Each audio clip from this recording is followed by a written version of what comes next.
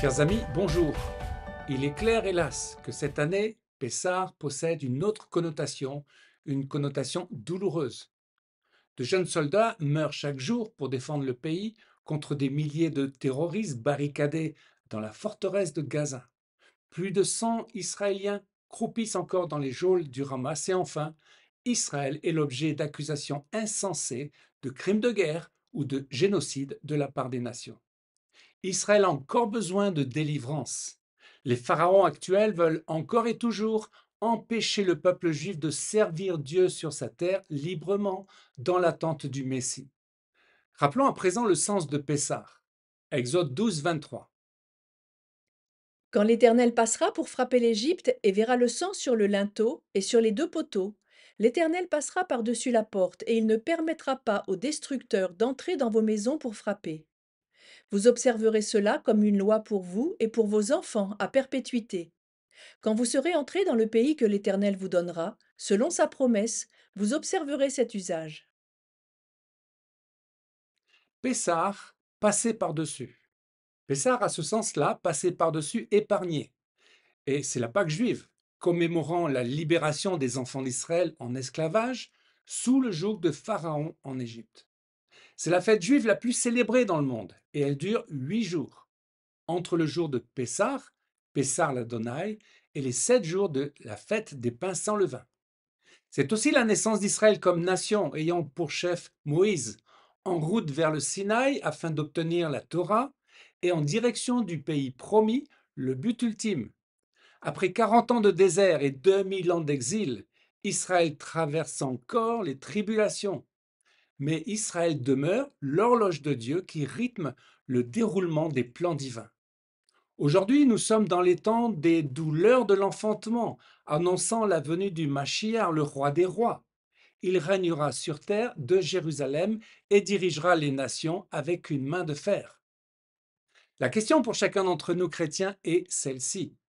Est-ce que le point de départ de notre nouvelle vie en Jésus est clairement marqué? A-t-on le souvenir du jour où nous nous sommes placés sous le sang de l'agneau?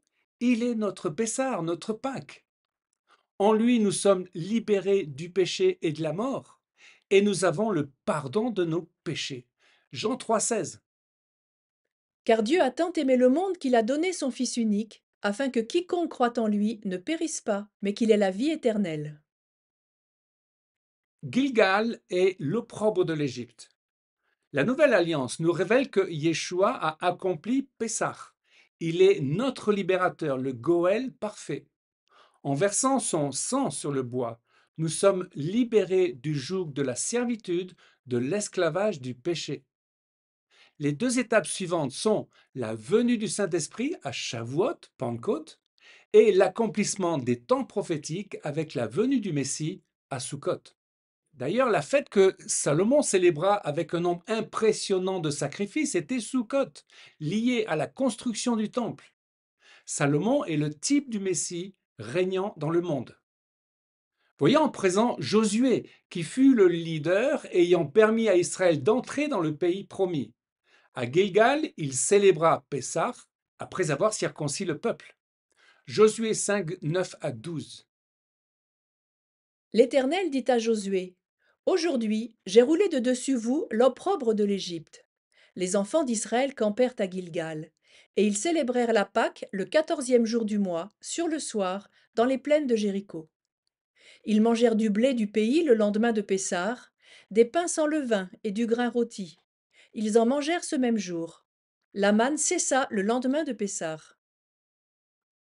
Il faut entendre par l'opprobre de l'Égypte la disposition à l'idolâtrie et à l'immoralité qu'avait manifesté Israël depuis sa sortie d'Égypte, et voir la circoncision qui venait d'avoir lieu comme le symbole du renouvellement complet du peuple, après un long temps durant lequel il vécut comme étranger dans un pays païen.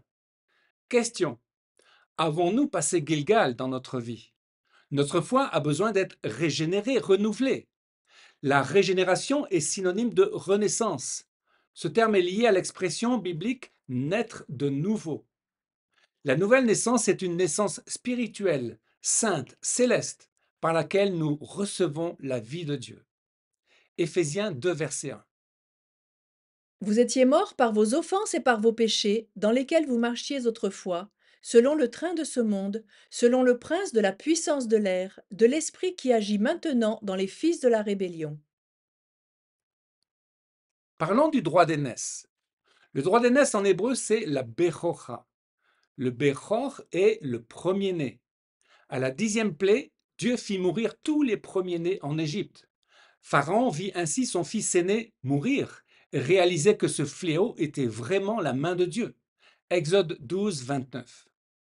Au milieu de la nuit, l'Éternel frappa tous les premiers-nés dans le pays d'Égypte, depuis le premier-né de Pharaon assis sur son trône, jusqu'au premier-né du captif dans sa prison, et jusqu'à tous les premiers-nés des animaux. Le concept de la bechocha est biblique et culturel. Le droit d'aînesse est un concept juridique ancré dans la culture du Proche-Orient ancien.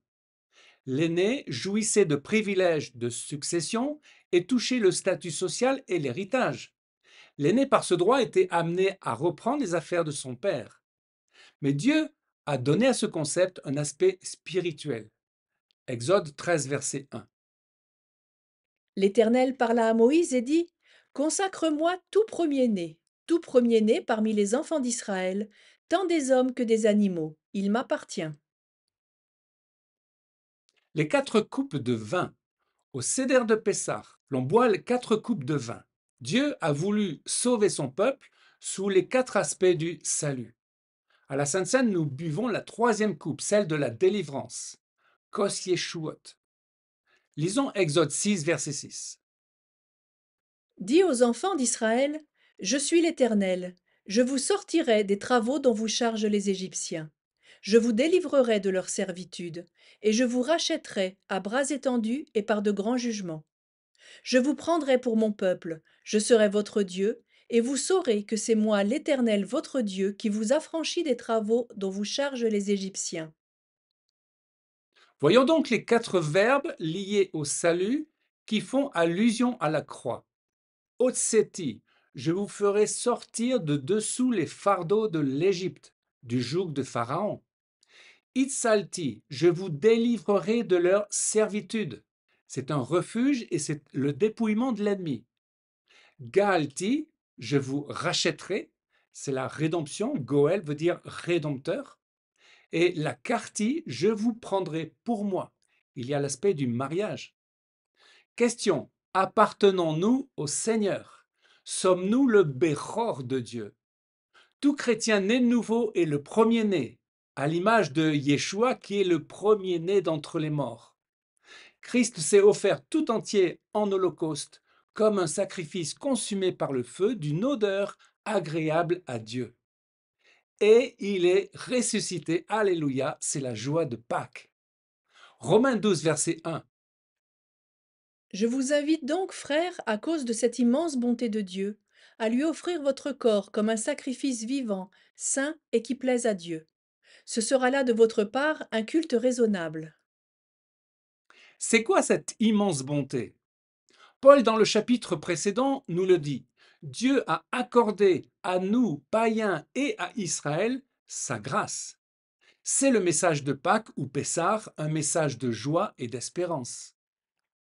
Chers amis, en ces temps troublés, alors qu'Israël est menacé par Aman, l'Iran des ayatollahs, vivons dans la foi du Messie ressuscité et prions qu'Israël reçoive sa révélation, celle du Messie, et qu'Israël soit épargné en ce temps de Pessah. Amen. Chers amis, à une prochaine fois pour une nouvelle vidéo en direct de Jérusalem.